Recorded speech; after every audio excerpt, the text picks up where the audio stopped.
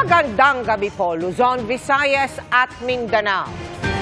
Sa huling araw ng filing, kabilang sa humabol sa paghahain ng kandidatura sa pagkasenador, si Pastor Apollo Kibuloy. Inihain niyan mismo ng kanyang abogado kahit pa may kinakaharap na patong-patong na kaso ang pastor sa Pilipinas at Amerika. Dagdag din sa listahan ng isang TV host, nagbabalik Senado, miyembro ng gabinete at iba pa. Mula pa rin sa Manila Hotel, nakatutok live si Sandra Aguinaldo. Sandra. Mel, Emil, Vicky, narito pa rin nga tayo sa The Tent City Manila Hotel at nagpapatuloy po yung pagpa-file ng candidacy sa pagkasenador at pati na rin sa party list. Hanggang alas 5 lang po ng hapon at last day na ngayon. Pero yung mga narito na ay pinagbigyan na rin ng COMELEC. Isa nga po sa nag-file kanina ay si Pastor Apollo Kibuloy. Nakakulong man kaugnay ng mga kasong child abuse at human trafficking, tatakbo si Pastor Apollo Kibuloy sa pagkasenador. Pinaghain siya ng Certificate of Candidacy ng kanyang abogado sa ilalim ng Workers and Peasants Party o WPP. Paano siya magka-campaign? For Senator, We will campaign for him. under Bunyog, The people of the Philippines will campaign for him.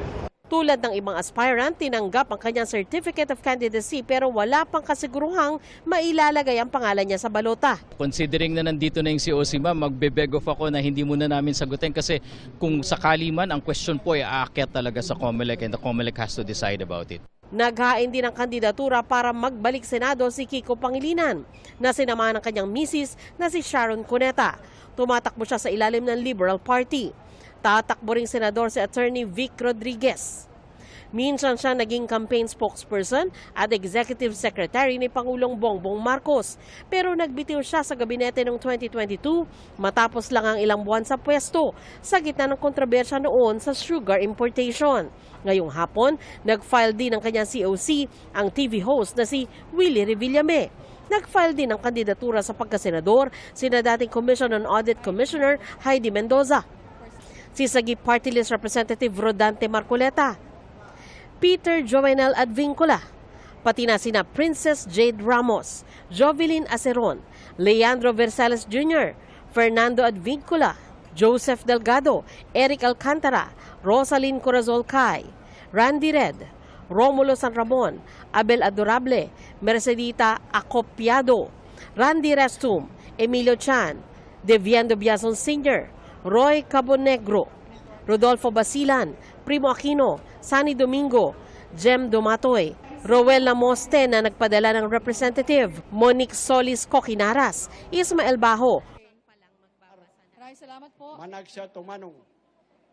Nag-file din ang COC sa pagkasenador si Omar Tomanong, Salvador Cabalida, Eric Martinez, Francis Leo Marcos, Martin Mendoza III, Bertem Toto Cansing, Melchor Lucanyas, Antonio Par, Loreto Banosan, Robert Marcos Taliano Tagian, Faith Ugsad, Wilfredo Red, Edmundo Rubi, Patrick Artajo, Rafael Chico, Romeo Macaraig, Shirley Quachin, Subair Mustafa, Celeste Aguilar, Sani Pimentel, Enrico Olonan, Ricardo Arguelles at Willie Ricablanca. Sinabi naman ng COMELEC na nag-withdraw na si Defense Secretary Delfin Lorenzana ng kanyang COC matapos i-file ito kahapon.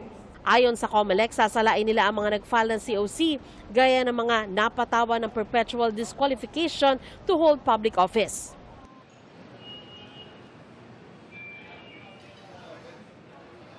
Vicky, may pahabol pa ang dalawang pangalan sa pagkasenador. Ito po ay si Melissa Fortes at Roberto Sembrano. Vicky? Sandra, sa pagtatapos ng deadline sa COC filing, ilan na yung lahat-lahat itong mga senatorial aspirant na naghain ng COC? Vicky, sa araw na ito, base sa ating bilang, yung pagtatrack natin sa mga nagpa-file ng COC dito sa Manila Hotel, ay may 56 na nag-file po ngayong araw. At ang total number po so far sa ating count ay 184 na yung nag-file. Pero yan po ay antabayanan pa natin yung official na listahan na ilalabas ng COMELEC maya-maya lamang. Vicky? So Sandra, kailan ilalabas ng COMELEC itong mga pangalan na makikita natin sa balota? Vicky, ang pinapaliwanag sa atin ng COMELEC kanina ay meron tayong proseso na kailangan pagdaanan na kung saan in 2 weeks time daw ay magkakaroon ng pag-publish nitong mga pangalan nila. Pero hindi pa yan nasala, Vicky, at pagkatapos yan ay may pagdadaan ng proseso kung saan naman maaring masala pa ito at sa Disyembre po lalabas yung listahan na yan. Vicky, nais ko lamang idagdag base dun sa katanungan mo kanina na base po sa datos na kinalap ng GMA Integrated News Research ay kabilang sa mga nag-file po ang 7 electionist senators, 6 na former senators, 7 congressman, 1 mayor at 1 cabinet secretary. So makikita mo, Vicky, na iba't iba talaga yung background nung mga nagsipag-file ng COC dito sa mula October 1 hanggang 8. Vicky? Alright, maraming salamat sa iyo, Sandra Aguinaldo. 5 ang sugatan matapos mauwi sa tensyon ang huling araw ng filing ng Certificate of Candidacy sa Sharif Agwak, Maguindanao del Sur. Sunod-sunod na putok ng baril ang umalingaw-ngaw sa Municipal Hall sa Sharif Agwak. Meron ding mga nagbatuhan. Ayon sa pulisya, may nagtimbre umano sa kanila na mayroong standing warrant of arrest ang isang vice mayoral candidate. Sandaling isinailalim ito sa questioning pero hindi tumugma ang pangalan na iniuugnay sa kanya. Nang maghahain na sana ng COC ay napag-alamang tanging Certificate of Nomination lang at hindi COC ang dala niya at ang kasama. Sumiklab ang tensyon nang makarating sa mga taga-suporta na hindi makakahain ng kandidatura ang naturang aspiring candidates. Isa sa mga sugatan ang nasa critical ngayong kondisyon. Bago matapos ang cut-off, sinabi ng COMELEC na nakapaghain naman ng COC ang mga naturang kandidato.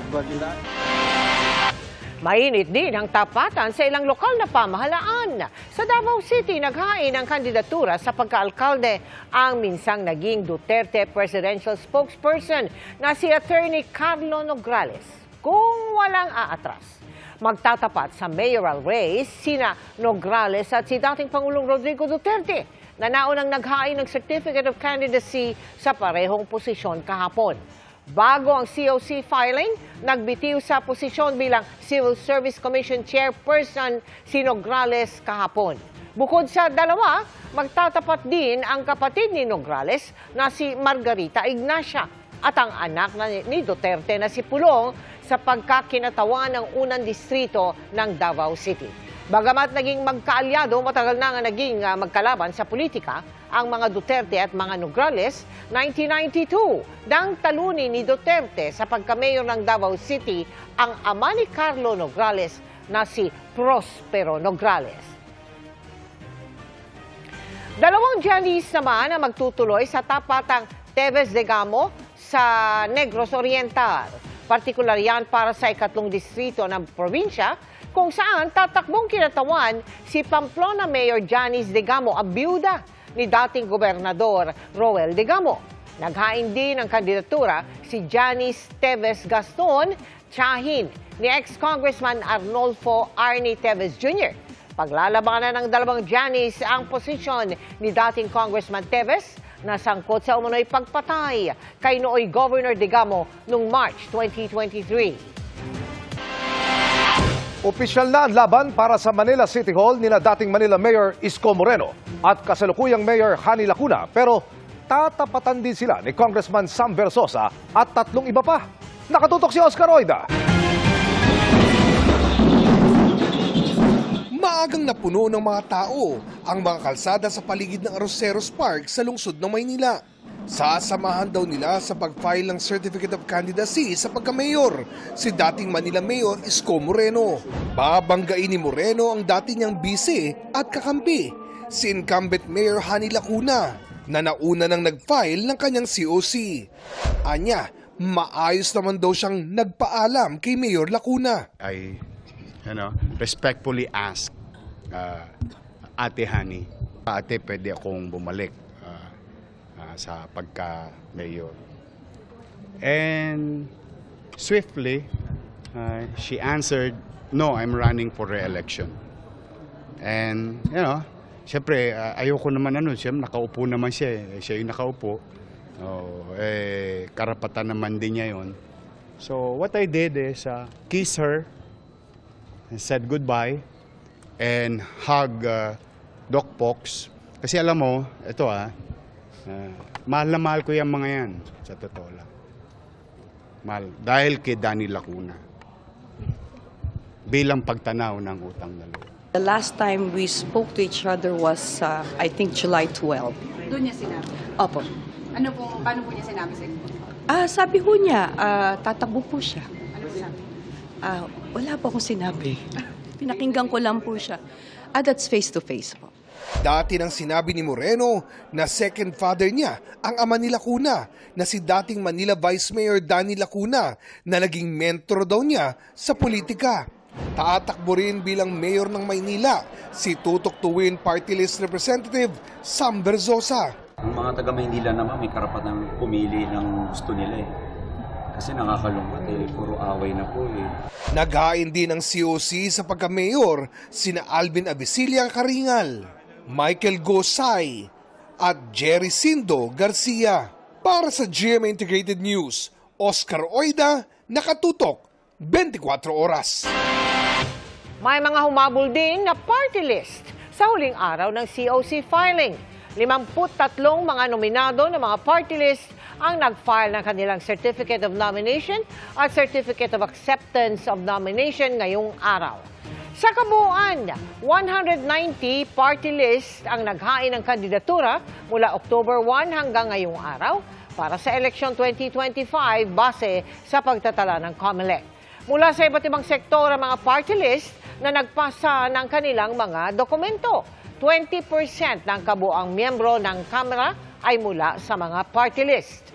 Ang mga party list na makakakuha ng hindi bababa sa 2% ng kabuang boto ay may tig-isang posisyon sa Kamara.